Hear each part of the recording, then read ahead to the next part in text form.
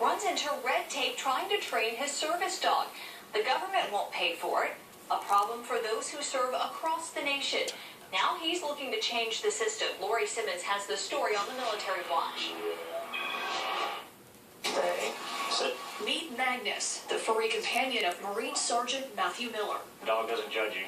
He's just there to help you. Magnus didn't come into the family to be just a pet. The hope is for him to one day become a service dog.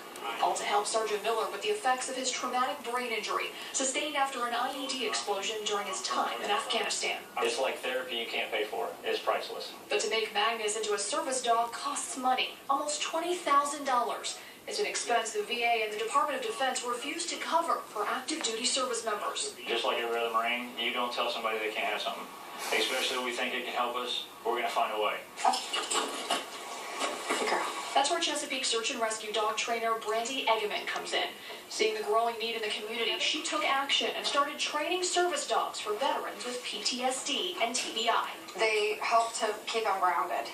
When they start spiraling out, the dogs pick up this stuff. And knowing Sergeant Miller can't afford much, she's giving him a huge discount on price. I feel bad because these guys have no options sometimes. The money isn't there. You see one person do something like that, it makes it worth taking the oath. But now Sergeant Miller wants to fight to change the system that failed him. I'm halfway there. What I want is I want to make sure that down the road, somebody else doesn't have to start from scratch like I do. When it comes to funding, nonprofits are the only ones stepping up to help veterans train their service dogs. With such a high demand, waiting lists are anywhere from 2 to 5 years long. 5 years in dealing with stuff like this means a big difference between, somebody living or somebody dying. And this Marine wants Congress to take note of how important these dogs can be in the lives of those who have served. Even if I reach one senator, one congressman, I want the talk to go further than the hallway. I want it to reach the paper, and I want to make a difference. One dog at a time. In Chesapeake, Lori Simmons, Newschannel 3. Newschannel